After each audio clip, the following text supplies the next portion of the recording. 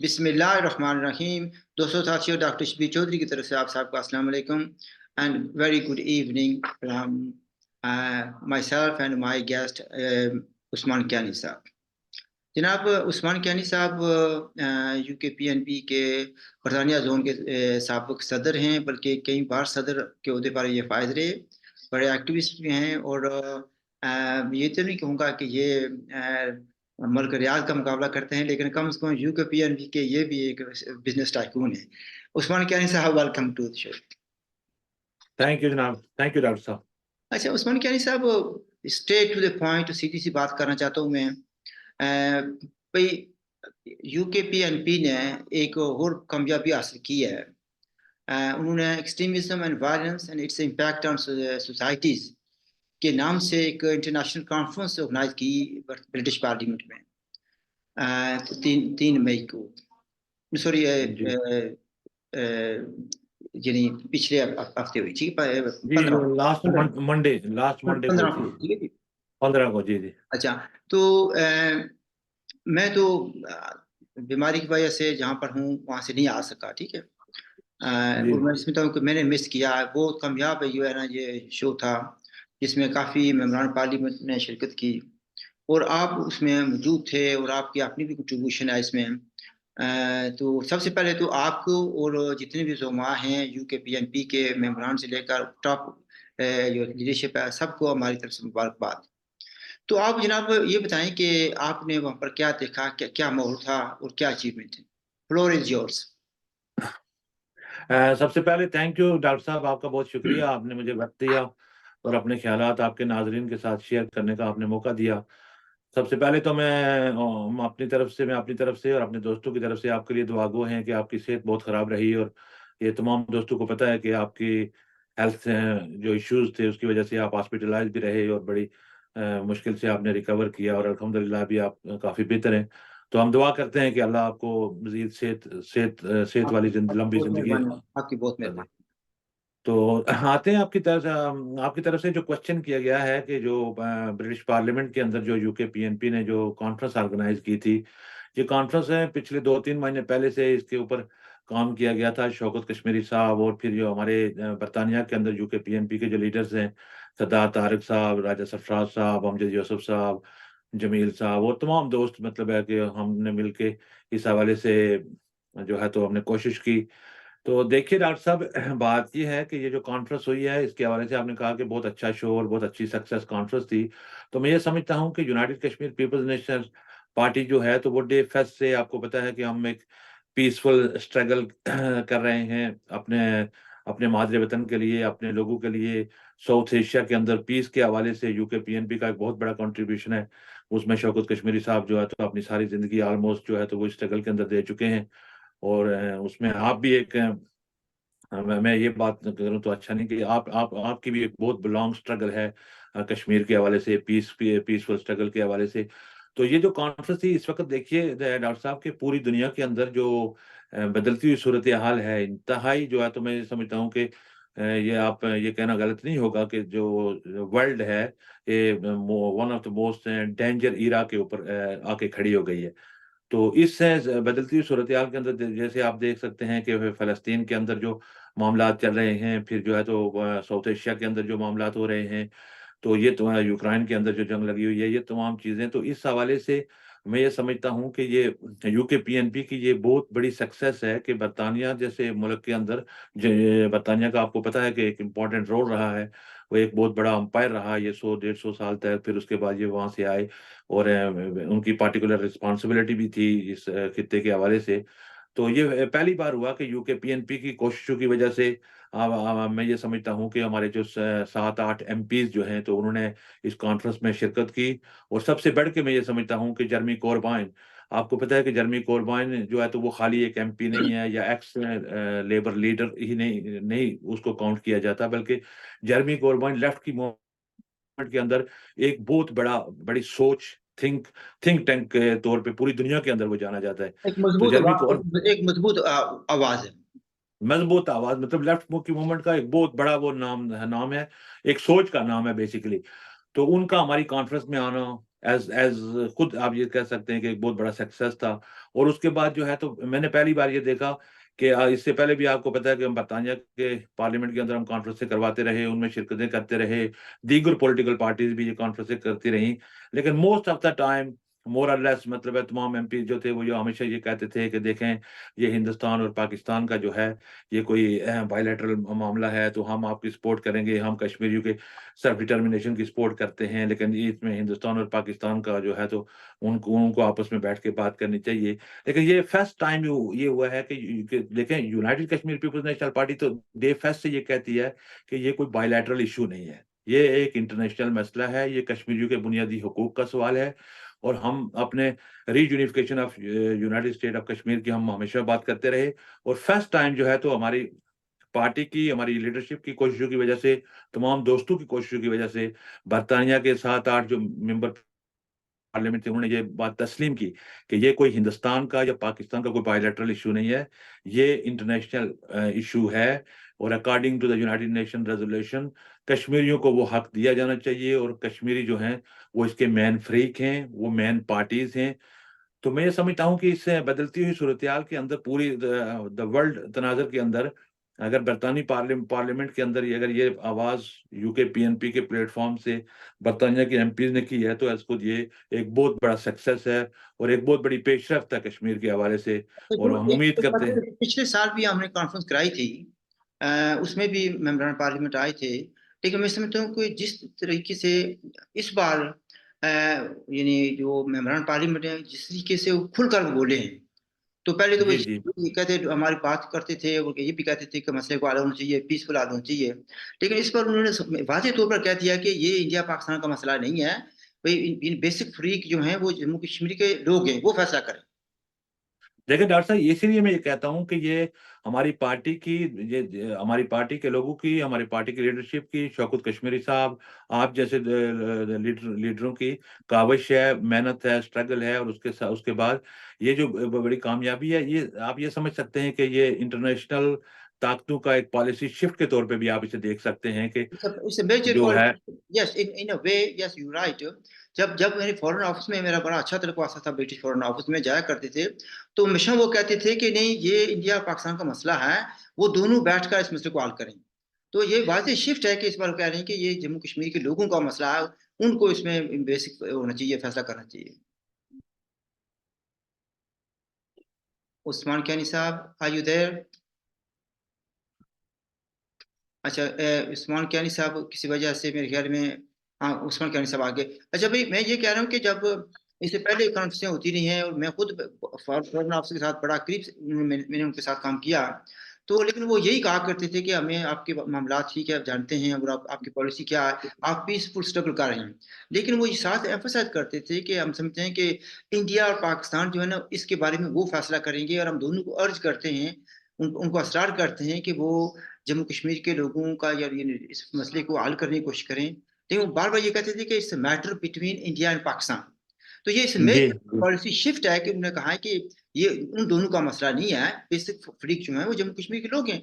और जो पिछली कॉन्फ्रेंस जिसमें मैं निजामत के अफराज अंजाम दे रहा था, तो उसमें भी बड़ी अच्छी खुलकर बातें हुई, लेकिन इस बार मैं समझता हूँ कि बहुत वाज़ेह हुआ है। एंड आई नहीं, थिंक इसमें बहुत वाज़ेह हुआ है डॉक्टर साहब, और इस बार ये है कि ये क्लियर पॉलिसी शिफ्ट है, और ये इस बार क्लियरली तमाम एमपीज़ ने, किसी एक एमपीज़ की बात नहीं कर रहा हूँ, तमाम एमपीज़ ने ये कहा है कि ये कोई बायलैटरल इश्यू नहीं है, ये एक इंटरनेशनल एजेंडा, इंटरनेशनल मसला है, इंटरनेशनल इश्यू है। दुनिया के अंदर देखें डॉक्टर साहब, दुनिया के अंदर मैं ये समझता हूँ कि ये 2 जो इश्यूज़ हैं, एक फ़लस्तीन का इश्यू और दूसरा कश्मीर का इश्यू, ये जब तक ये दोनों मसले हल नहीं होते और पीसफुली हल नहीं होते, ये दुनिया हमेशा खतरे की घंटी बजती रहेगी, और उसको वो ऑलरेडी बज चुकी है, आपके सामने है जो सिचुएशन जा रही है। तो ये इंतहाई डेंजरस मतलब है कि हालात की तरफ दुनिया वर्ल्ड बढ़ रही है। वो साउथ एशिया हो या मिडल ईस्ट हो, जैसे भी हो, या पूरी दुनिया। अब इस सिचुएशन के अंदर अगर बरतानवी पार्लियामेंट के जो मेंबर हैं, वो अगर हम कश्मीरियों, हम जैसे कश्मीरियों की जिनकी कोई, आप ये समझते हैं कि कोई सपोर्ट नहीं थी, हम अपने अपने तौर पे अपनी मेहनत से, अपनी स्ट्रगल से जो है तो हम कश्मीर के हवाले से बात कर रहे थे, और हम ये समझते थे अपने लोगों के दुख, दर्द, तकलीफ़ें कि हम लोग किस हालात से गुज़र रहे हैं, और हिंदुस्तान और पाकिस्तान ने जो खेलना शुरू किया 75-78 सालों से, तो आज पहली बार मैं ये समझता हूँ कि ये हमारी पार्टी की और हमारे लोगों की बहुत बड़ी कामयाबी है कि इंटरनेशनल दुनिया जो है तो हमारी आवाज़ सुनने के लिए तैयार हो गई है। और हम ये समझते हैं कि और हम ये उम्मीद करते हैं कि ये जो मामला है इसी तरह ये आगे बढ़ेगा और हम किसी नतीजे पे हिंदुस्तान और पाकिस्तान जो है तो उनके साथ तो दुनिया जो है तो उनको प्रेशराइज़ करके, उनके ऊपर प्रेशर डाल के तो कश्मीरियों का कोई पीसफुल आपने हल जनरल जो है तो प्रॉब्लम वो का कह दिया, लेकिन उसके अलावा जो इम्पोर्टेंट लोग थे, शैडो मिनिस्टर वगैरह थे मौजूद, अगर उनके भी नाम ले लें, किसने क्या क्या मैसेज दिया, और साथ ये भी बता दें क्या जो हमारे एशियाई मेंबर पार्लियामेंट हैं वो भी तशरीफ लाए थे या उनको इजाजत नहीं मिली आने की किसी वजह से? हाँ, देखें जो एशियाई थे जो एक हैं ताहिर अली साहब हैं जो बर्मिंघम से एमपी हैं, तो वो ओरिजिन कश्मीर से ही हैं, तो वो तशरीफ लाए थे और उन्होंने भी मैं समझता हूँ कि बड़ी अच्छी बातें की हैं। उन्होंने खुद ये कहा है कि मैं वो बल्कि बरतानिया के अंदर उन्होंने वहाँ पे एक चीज़ ऐड की कि जो ब्रिटिश कश्मीरी के हवाले से आइडेंटिटी के हवाले से जो आपको पता है कि आपके साबिक दोस्त जो हैं अली अदालत साहब, उन लोगों ने भी ये आइडेंटिटी के हवाले से कैंपेन की थी। तो वो ताहिर अली साहब ने कहा कि ये जो बेसिकली बर्मिंघम के अंदर जो कश्मीरियों की आइडेंटिटी के लिए जो कैंपेन थी, वो मैंने शुरू की थी और उसके ऊपर मैंने 10-15 साल का काम किया और फिर जो है तो हम जो बहुत सारी काउंसिलों के अंदर वो कहते हैं कि जो ब्रिटिश कश्मीरी हैं, वो as a recognition as a ethnicity जो है तो रिकॉग्नाइज़ हुए हैं। तो ये भी एक बहुत बड़ी कामयाबी है और उन्होंने भी ये बात की कि ये जो कोई बायलैटरल इश्यू नहीं है, बल्कि ये हिंदुस्तान और पाकिस्तान का बायलैटरल इश्यू नहीं, बल्कि ये एक इंटरनेशनल मसला है, ये बात उन्होंने एक्सेप्ट की। थोड़ी-सी उन्होंने कुछ जो 1-2 बातें की जो शायद या तो उनके पास मुकम्मल इन्फॉर्मेशन नहीं थी या जैसे होता है कि उन्होंने कहा कि पाकिस्तान ने हमारे हवाले से जो बड़े अच्छे मतलब है कि इक़दामात किए, तो हम उसके उसके भी शुक्रगुज़ार हैं। लेकिन ये जो तो इनफ नहीं था, लेकिन हम हमारा मसला जो है तो उस पे फिर शौकत अब कश्मीरी आपने ये साहब ने बात कह उनको के मुझे एक बात याद आ गई है कि एक पार्लियामेंटेरियन थे जिनका तल्लुक आज़ाद कश्मीर से था। तो जब ये तहरीक बड़े ज़ोरों पर थी कि कश्मीरियों को, आज़ाद कश्मीर के लोगों को या जम्मू कश्मीर के लोगों को यहाँ पर सेपरेट एथनिक मिनॉरिटी माना जाए, ताकि उनके यहाँ पर हकूक़ महफूज़ हो जाएँ। जो गवर्नमेंट हेल्प करती है लोगों को एज़ ए एथनिक ग्रुप, वो हमें भी मिलें, सहूलतें मिलें। तो एक जो साहब हैं उन्होंने बड़ी मुखालफत की। तो जब उनसे किसी ने पूछा गया यार, वो कहता है यार क्या करूँ, मुझे सफारतखाने वालों ने कहा था कि इसकी मुखालफत करनी है। तो मतलब अच्छा, सफारतखाना पाकिस्तान की बात कर रहे हैं। तो मतलब जी, ये जी, कि जी। अगर डायरेक्शन सफारतखाना पाकिस्तान से आएँगी तो फिर हम क्या कह सकते हैं? और जो इस वक़्त यानी जो ताहिर साहब तो आए, लेकिन बाकी जो दूसरे मेंबरान हैं वो नहीं आए, एशियन। नहीं, बाकी एशियन मेंबरान नहीं आए, वो तो तो वही बात हो गई ना कि इजाज़त नहीं मिली होगी ना। अच्छा, अब मुझे उनको ये इजाज़त नहीं मिलेगी। इजाज़त नहीं मिली होगी ना। जी, वो कहते हैं कि हमने वापस भी जाना होता। अच्छा, जी। ये बताएँ कि यानी एक बात ये है ना कि जो दूसरे नोटेबल थे, मैंने आए थे जो शैडो मिनिस्टर्स थे, वो तो उन्होंने भी उनके नाम भी ले लें ताकि पता चल जाए कौन-कौन आया और उन्होंने क्या क्या पैगाम दिया। देखें, ये आज खुद एक बहुत बड़ा कामयाब इवेंट था, उसके अंदर जो हैं फैबियन हैमिल्टन जो यस, लीड से जो हैं तो अब वो एक बड़ा थे, नाम है, फैबियन हैमिल्टन, यस। बड़ा नाम था। वो साबिक जो है तो शैडो मिनिस्टर भी रहे हैं और अभी वो फॉरेन अफेयर के साथ हैं। फिर कैथरीन वेस्ट जो हमारी वुड ग्रीन की एमपी हैं और एमईपी भी रही हैं, यूरोपियन पार्लियामेंट की मेंबर भी रही हैं। वो जो हैं तो वो आई थी और वो अभी फॉरेन अफेयर के अंदर जा रही हैं। अभी जो तो नेक्स्ट जो एक्सपेक्टेड गवर्नमेंट है वो लेबर की, तो मुझे लगता है कि वो शायद एज़ ए फॉरेन सेक्रेटरी जो है ना, बर्तानिया की फॉरेन सेक्रेटरी के तौर पे, क्योंकि वो सीनियर पार्लियामेंटेरियन है और वो फ्रंट बेंच पे भी आ गई हैं और फॉरेन अफेयर भी उन्होंने सँभाल लिया है, शैडो देखिए, फॉरेन साबित ये अफेयर। हुआ ना कि ये यूके पीएनपी ने उन लोगों को टारगेट किया, उन लोगों के साथ मेल-जोल रखा, जो फ्यूचर में एक अहम रोल अदा करेंगे बर्तानिया में। अहम रोल अदा कर सकते हैं, बिल्कुल। और उसके वेरी गुड। साथ वन्स आप अगेन ये कांग्रेचुलेशंस टू यूके पीएनपी जिन्होंने बहुत मेहनत से काम किया है। लेकिन यहाँ पर मसला ये आता है कि आपने भी बात की, मैंने भी कहा था कि यूके पीएनपी जो है ना पीसफुल स्ट्रगल पर यकीन रखती है और हम समझते हैं कि पीसफुल जो बात करेंगे उसका ज़्यादा असर होगा। लेकिन साथ ही मेरी मुसीबत ये बन जाती है कि कुछ लोग कहते हैं कि बंदूक के ज़ोर पर आज़ादी हासिल करेंगे, पता नहीं क्या-क्या करेंगे, जिहाद करेंगे, तो हमारे किए कराई पर सब पर वो पानी फेर देते हैं। तो इन लोगों का क्या किया जाए? देखें डॉक्टर साहब, इन लोगों का खुद ही जो हो रहा है आपके सामने हो रहा है कि जो इस तरह के जो मसाइल जो पैदा किए गए ये 75 साल में, तो इन लोगों ने ये सारा कुछ करके देख लिया ना। उस इसकी सबसे बड़ी एग्जांपल देखें, कश्मीर तो अपनी जगह देखें, पाकिस्तान की सिचुएशन देखें कि पाकिस्तान ने जिस तरह एक्सट्रीमिज्म को बढ़ावा दिया, जिस तरह प्रॉक्सीज को यूज किया, तो आज उस मुल्क के अंदर देख लेना। मतलब यह है कि ये कोई छुपी ढकी छुपी बातें तो नहीं है कि आज बलूचिस्तान के अंदर क्या हो रहा है, आज खैबर पख्तूनख्वा के अंदर क्या हो रहा है, आज सिंध के अंदर क्या हो रहा है। तो ये वो उस मुल्क का जो है, तो जो फ्यूचर जो है वो आप ये समझते हैं कि दांव पे लगा हुआ है।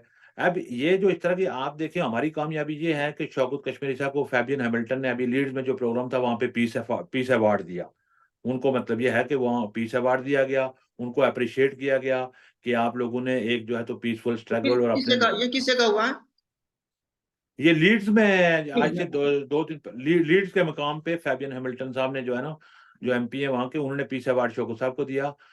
और उसके उसके अलावा जो आप पूछ रहे थे, वो दूसरे जो एमपी जो है जिन्होंने शिरकत की, आप ये देखें, आप खुद जानते हैं मिस्टर हैलरी बेन, वो कितने बड़ा सीनियर पार्लियामेंटेरियन है बरतानिया के अंदर। उनकी बरतानिया की सोसाइटी के अंदर जो जो रेस्पेक्ट है, 50 साल के ऊपर से वो पार्लियामेंटेरियन है, और वो सीनियर लीडर्स हैं, वो खुद शामिल थे। टोनी और बैन जो है ना, जाते खुद एक बहुत बड़ी असीद रखता था।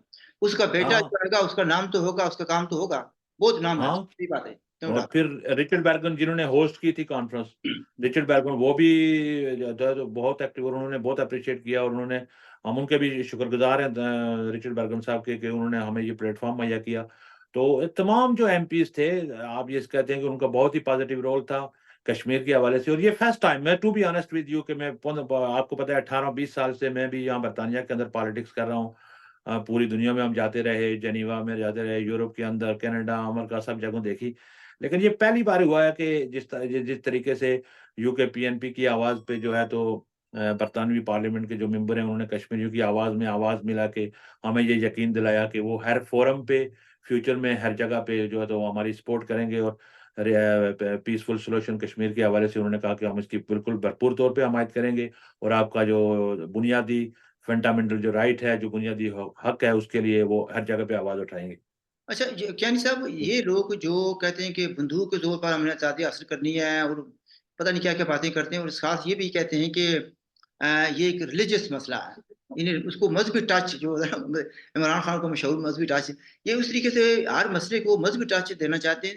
ये जम्मू कश्मीर के मसले को हल करने के लिए है, या प्रॉब्लम क्रिएट करने के लिए है? नहीं, ये तो प्रॉब्लम क्रिएट करने के लिए ही ये मजहबी टच दिया गया था 1988 से पहले। तो आपको पता है कि मसला कश्मीर तो वहां पे मौजूद था। ठीक है, मसला कश्मीर का जो हल था वो भी वहां पे मौजूद था, मसला कश्मीर भी मौजूद था, लोगों के प्रॉब्लम भी मौजूद थे। लेकिन कश्मीर के अंदर जो लोगों की कुर्बानी लगी वो 88 के बाद लगी। आपको पता है कि जब ये मजहबी टच दिया गया, जब ये प्रॉक्सी लॉन्च की गई, तो उसके बाद 1 लाख 1.5 लाख कश्मीरियों की शहादत के बाद 2019 में आके, तो जब हिंदुस्तान ने स्टेटस खत्म किया, तो ये डिक्लेयर किया गया जी कि आज के बाद जहाद का नाम लेने वाला पाकिस्तान का दुश्मन होगा। ये क्लियरली जो है तो अनाउंस किया गया इमरान खान की तरफ से। उस वक्त के वजीर आजम इमरान खान साहब थे, तो उन्होंने कहा जी कि आज के बाद जो बंदा जहाद का नाम लेगा या हिंदुस्तान के खिलाफ कोई बात करेगा, तो वो जो है तो पाकिस्तान का दुश्मन डिक्लेयर कर दिया जाएगा। तो आप इनसे ये पूछें कि ये अगर मजहबी टच और ये प्रॉक्सीज की वजह से अगर कश्मीर का को कोई फायदा होता, तो हम ये समझते कि चलो जी, इन्होंने ये इतनी कुर्बानियां दी, इतना सारा कुछ, तो यूके पीएनपी तो डे फर्स्ट से कह रही थी कि ये प्रॉक्सीज वार की वजह से कश्मीर को नुकसान होगा, कश्मीर के लोगों को नुकसान होगा, इस खित्ते को नुकसान होगा। क्योंकि कश्मीर जो है तो वो कोई खाली मुसलमानों का इलाका नहीं था, या मुसलमानों का नहीं था। वहां पे मल्टी कल्चरल, मल्टी रिलीजियस, आपको पता है कि लोग रहते हैं वहाँ, हिंदू भी हैं, वहाँ बुद्धिस्ट भी हैं, वहाँ सिख भी हैं, वहाँ मुसलमान भी हैं। तो इसलिए हमारी पार्टी जो है तो वो United Kashmir People's National Party का बुनियादी और मेन जो फोकस था वो ये था कि ये जो रिलीजन है, ये आपकी अपनी अपनी प्रैक्टिस है। आप जैसे आप मुसलमान हैं, मैं मुसलमान हूँ, हम अपनी प्रैक्टिस करें, हिंदू अपनी करें, सिख अपनी करें। तो इन चीजों को छोड़ के आप नॉन रिलीजियस बेसिस के ऊपर एक सेकुलर स्टेट का जो क्याम था, उसके हवाले से हमने स्ट्रगल की। तो इन लोगों ने बहुत नुकसान पहुंचाया। आप इसकी मिसाल ये अभी मिडिल ईस्ट में देख सकते हैं ना। ये मिडिल ईस्ट के अंदर जो हमास ने जो एक्शन किया, तो अब मुझे मेरे मेरे पास शायद इतना ज्यादा नॉलेज नहीं है, मैं इस्लाम के हवाले से बात नहीं करूंगा, आप मुझसे ज्यादा इस हवाले से करते हैं, तो आप उस एक्शन को किस तरीके से देखते हैं कि किसी इस्लाम में इस तरह के एक्शन की इजाजत दी जाती है? फिर उसका उसका मैं ये समझता हूँ कि इसराइल ने जो किया वो तो बहुत गलत हो रहा है, जो इसराइल कर रहा है वो बहुत बड़ा जुल्म कर रहा है, उसकी भी हम मुखालफत करते हैं। लेकिन जो इनिशिएटिव लिया गया जो हमास की तरफ से, उसके रिबेलियन में जो है, तो इसराइल ने आज वहां पे कितने लोगों को बेघर कर दिया, वहां की तबाही और बर्बादी कर, उसके असल जिम्मेदार तो मैं समझता हूँ कि हमास है जिन्होंने ये एक्शन किया, लेकिन उनसे पूछने वाला कोई नहीं है। बस तो ये इस तरह की जो जो बात आपने कही है ना, देखिए जी, हमने एक नारा दिया था, स्लोगन दिया था उसको। एक कॉन्फ्रेंस हमने लंदन में अरेंज की थी, जिसमें रियासत के दोनों साइड से लोग आए थे, जिसमें डोगरा भी थे, हिंदू भी, सिख भी, सारे आए थे। तो उन्होंने ये उसमें वहां पर हमने स्लोगन दिया था कि मजहब अपना अपना। देखिए, रियासत अपना अपना, है, ठीक है जी, बिल्कुल रियासत जम्मू कश्मीर के वारिस हम लोग हैं, लेकिन मजहब आपका अपना है। कुछ ऐसे भी लोग हैं जो मजहब को मानते नहीं है, तो आप क्या डंडा लेकर जी कहेंगे कि आप मजहब को माने? फिर जाए किस मजहब को मानेंगे? आपने कहा जी ठीक है, हिंदू भी हैं, सिख भी हैं, बुद्धिस्ट भी हैं, लेकिन और हम मुसलमान भी हैं। आगे मुसलमानों में भी कितनी शाखाएं आती हैं, कोई शिया है, कोई मुस्लिम है, कोई वाबी है, कोई देवबंदी है। जी तो हम इसमें नहीं पढ़ना चाहते हैं, हम कहते हैं कि आपकी जो मर्जी है, मतलब आपका अपना मसला है। लेकिन रियासत बिल्कुल हम सब की है, उसकी यानी वहादत के लिए और उसकी आजादी के लिए हम सबको स्ट्रगल करने की जरूरत है। जी, बिल्कुल सही बात है, बिल्कुल। ठीक है ना? अच्छा, आगे चले, मैं आगे ये कहना चाहूंगा कि देखिए, इंडिया और पाकिस्तान दो मुल्क हैं, इम्पोर्टेंट मुल्क हैं अपने अपने लिहाज से। तो उनके अपना उनकी अपनी पॉलिसी है, उनका एक अपना एजेंडा है जम्मू कश्मीर पर और रीजन के लिए। तो ये अप्रोप्रिएट बात नहीं है कि वो हमारे मफदाद का तहफ़्फ़ुज़ नहीं कर सकते, क्योंकि उनका अपना एजेंडा है। जम्मू जी कश्मीर के लोगों को अपना एजेंडा उसको सामने लाना चाहिए कि पहली बात यह है कि हम वायलेंस नहीं चाहते, रिलीजियस हेट्रेड एंड इंटॉलरेंस को हम कभी भी नहीं मानते, टेररिज्म को हम कभी नहीं मानते। ठीक है, जोर के जी बंदूक के तौर पर आपको कुछ हासिल नहीं कर सकेंगे। क्या हासिल किया आपने? बंदूक आपने उधार ली, बंदूक ली 88 में, उसके बाद चलो लाख के आने 80,000 के हैं या 1.5 लाख के हैं, आपकी मर्जी है, फिक्र किसी के पास नहीं है। लेकिन उसके सही बाद हुआ क्या, इतने लोगों को मरवाने के बाद, लाखों लोगों को यानी बेघर होने के बाद, इतनी यानी क्या क्या कहते हैं, टॉर्चर और सफरिंग होने के बाद, अचीवमेंट क्या है कि अब हम ये, उस वक्त 88 से पहले क्या था, रियासत एक थी, वहादत थी। जी अब क्या है कि उसके दो दो हिस्से बना दिए गए हैं। एक यूनियन टेरिटरी बन की, डायरेक्ट लद्दाख को बना दिया गया, जम्मू कश्मीर को अलग कर दिया गया। आप ये क्या कहते हैं कि हमारी यूनियन टेरिटरी को खत्म करके रियासत को बाहर करो, तो अचीवमेंट ये हुई है कि असल क्या कर रियासत को तकसीम करा लिया आपने। ठीक है, इसमें कोई माने ना माने, मेरी बात किसी को बुरी लगती है तो लगती रहे, मुझे इससे नहीं अर्ज कि मुझे कोई मेडल देगा। ये हमारी गलत पॉलिसियों की वजह से हुआ है। रियासत का ये जी जब खत्म हुआ, who is responsible for that? बिल्कुल। बिल्कुल आपकी बात से मैं इत्तेफाक करते हुए डॉक्टर साहब, मैं दो थोड़ी सी एक दो चीजें इसमें ऐड करना चाहूंगा कि देखें, आप भी तारीख से वाकिफ हैं कि ये यूरोप के अंदर, ये यूरोप जो है, तो ये 100 100 साल, 150 साल, 150 साल, जैसे बर्तानिया और फ्रांस 100 साल 150 साल तक आपस में जंगें करते रहे। फिर पूरे यूरोप के अंदर इसकी तारीख आपके सामने है। तो इन लोगों ने भी सेकंड वर्ल्ड वॉर के बाद ये जो है तो फैसला किया कि भाई ये हम आपस की जो लड़ाइयाँ हैं, ये जो बॉर्डर्स के मसले हैं, ये मामलात हैं, इस तरह से हम जो है तो तबाही के अलावा हमारे पास कुछ हाथ आने वाला नहीं है। तो इन्होंने एक मायदे किए, यूरोपीय यूनियन क्या अमल में आया। फिर इन्होंने बॉर्डर्स खोले पूरी यूरोप के अंदर, आप जाएं तो 27 28 30 मुल्क ममालिक हैं, आपको पता ही नहीं चल रहा कौन से मुल्क में। इन्होंने बेसिकली लोगों को हुकूक दिए, उनकी आज़ादियां दी, मुल्क सारे आज़ाद हुए। तो मैं ये समझता हूँ कि जैसे हमारी हमारी पार्टी का तो बहुत पुराना ये विजन भी था और ये सोच भी थी कि हम हिंदुस्तान और पाकिस्तान को भी आज भी ये कहते हैं कि ये जो जिस तरीके पे वो चल रहे हैं, या जिस तरह हिंदुस्तान ने 19 अगस्त को यूनियन टेरिटरी बना ली, जैसे आपने जिक्र किया, स्टेटस खत्म कर दिया, पाकिस्तान गिलगित बल्तिस्तान को सूबा बना के बैठा हुआ है, अभी आज़ाद कश्मीर को कह रहा है कि उसको भी एनेक्स कर दें तो ये इसका मसला खत्म हो जाए। तो ये इस तरह से ये लोगों के मसाइल कभी खत्म नहीं होते, या कोई मसला इस तरह हल नहीं होता। तो हमारी पहले भी ये तजवीज़ थी, हम आज भी ये कहते हैं कि दोनों ममालिक जो हैं तो बाहमी मशवरे के साथ कश्मीरियों, जो मेन कश्मीरी जो स्टेक होल्डर हैं उनके साथ बैठ के इसका पुरअमन हल निकाला जाए। आप जो है तो कश्मीरियों के उनके बुनियादी हकूक, इस स्टेट को रीयूनिफाई किया जाए, और ये पाकिस्तान के लिए भी बेहतर है, ये हिंदुस्तान के लिए भी बेहतर है और साउथ एशिया के लिए भी बेहतर है। मैं ये समझता हूँ कि ये पूरे खिते इंक्लूडिंग चाइना भी आप कह सकते हैं, उनके लिए भी बेहतर है। तो ये उस खित्ते की अगर भीतरी ये ममालिक चाहते हैं या इनके थिंक टैंक बैठे हुए हैं, तो इनको ये समझ लेना चाहिए कि लो यहाँ पे ममालिक ने या बड़ी-बड़ी जो कौमें हैं या बड़ी ताकतें या आपकी जो कह सकते हैं दुनिया के अंदर, जो आज बहुत ही बड़ी इकॉनमी पावर्स भी बनी हुई हैं, तो वो उन्होंने ये जंगें सारी करके, वो सारे मामलात करके, तो उन्होंने अपने मसाइल, अपने खित्ते के मसाइल, यूरोप जैसे खित्ते के मसाइल उन्होंने कैसे हल किए? उस खित्ते के अंदर भी ये मसाइल हल हो सकते हैं, वहाँ भी तो इंसान ही बसते हैं ना, उनके ऊपर भी दिमाग लगे हुए हैं, वो भी सोच सकते हैं, वो भी पॉज़िटिव सोच सकते हैं, वो भी पॉज़िटिव काम अपने खित्ते के लिए, अपने लोगों के लिए, अपनी जनरेशन के लिए, अपनी नस्लों के लिए, वो भी ये काम कर सकते हैं। तो हम ये समझते हैं कि हिंदुस्तान और पाकिस्तान को अब भी मौका है कि ये इस खित्ते के अंदर अमन लाने के लिए इस मसले का एक पुरअमन हल निकालें और कश्मीरियों के साथ मिल बैठ के बात करें।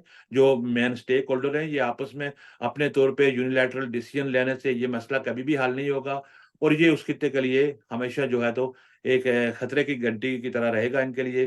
तो मैं ये समझता हूँ कि ये हमारी तरफ से आपके नाज़रीन के लिए और इन लोगों के लिए कि अगर हमारी बात कहीं पहुँच सके किसी हलके के अंदर, तो उन लोगों को इस बात पे सोचना चाहिए कि अब वक़्त हाथ से निकलता जा रहा है और बहुत तेज़ी के साथ दुनिया के अंदर तब्दीलियाँ रोनमा होने वाली हैं। तो इन हालात के तनाज़ुर में इसका फ़िलफ़ोर जो है तो एक पुरअमन हल जो ढूँढना चाहिए इनको। अच्छा जी, उस्मान कैनी साहब, ये आप कहते हैं आवाज़ हमारी पहुँच सके। मैं ये कहता हूँ कि जो व्यूइंग है हो सकता है मेरी थोड़ी हो, लेकिन 15-20 आदमी ऐसे होते हैं जो व्हिच आर वेरी इम्पोर्टेंट। उन वो 15-20 आदमी देख लें तो हमारा पैगाम बहुत जगह इम्पोर्टेंट जगहों में पहुँच जाता है। तो इसलिए कोई फ़िक्र वाली बात नहीं है। और मैं थैंक यू। आखिर में ये कहूँगा, I hope you agree with me, कि हम ना इंडिया के दुश्मन हैं, ना पाकिस्तान के दुश्मन। हमारा जो जी, इख्तिलाफ है उनकी कश्मीर पॉलिसी पर है, जम्मू कश्मीर की जो पॉलिसी है रिलेटेड टू जम्मू कश्मीर। क्योंकि हम प्रो पीपल प्रो पीस लोग हैं, ठीक। हम ही उनको ये बिल्कुल। कहते हैं कि जैसे आप रह रहे हैं, अमन से रह रहे हैं, यानी ये अलग इशू है। हमें भी जिंदा रहने का हक दें, हमारे भी जी, कुछ जी। वो कुछ उन्होंने वायदे या मायदे किए हुए हैं, इंटरनेशनल मायदे भी, उनके तहत भी उनका फर्ज बनता है कि हमें फंडामेंटल हकूक दें। We are not asking bill sky, कोई ऐसी बात नहीं है। तो मैं जी। ये गुजारिश करूंगा कि आप ही इसमें कुछ ऐड करना चाहें तो फ्लोर इज योर्स, एंड इस बाद में प्रोग्राम को क्लोज करना चाहता हूँ। थैंक यू डॉक्टर साहब, बहुत शुक्रिया। बहुत शुक्रिया, मैं इसके आपके साथ मुकम्मल इत्तेफ़ाक करते हुए मैं भी आपसे इजाज़त चाहूँगा। मुझे भी कुछ मेहमान बैठे हुए हैं घर पे, तो मैं आपके साथ कमिटमेंट थी, इसलिए आपके साथ प्रोग्राम करने के लिए मैं ऊपर आया था। तो बहुत शुक्रिया, thank you, God bless you. Thank you very तो मच विल सी नाज़रीन, यू। आपने बातचीत सुनी। अगर if you have any questions और even criticism, you are welcome to do that. And हमारी तरफ से खुदा हाफिज, and look after yourself. Thank you. Thank